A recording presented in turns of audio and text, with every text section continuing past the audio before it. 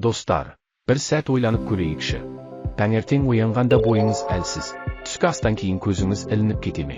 Тәттіге тоқтаусыз әуестік, қарында май жиналуы, аяқ-қолда үйіп қалу сезімі бар ма? Бұл жай шаршау емес.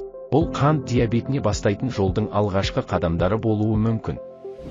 Сізбен бірге доктор Берік, қазақша түсіндіретін денсаулық кеңесшісі. Бүгін біз маңызды тақырыпты бірге талдаймыз. Көп адам қант диабеті тек қантты көп жегеннен болады деп ойлайды. Бірақ шын мәнінде бәрі инсулинорезистенттіліктен басталады. Бұл ағзаңыздағы жасушалар инсулинді тыңдамай қойған кезде болатын жағдай. Соның салдарынан аштық сезімі жиілейді, әсіресе кешкісін. Тамақтан кейін ұйқы қысады, салмақ тастау қиынға соғады, іш майланады, жүрек пен қан тамырлары қысымға түседі, есте сақтау қабілеті әлсірейді. Бірақ жақсы жаңалық, мұның алдын алу өте оңай. Егер бүгіннен бастасаңыз,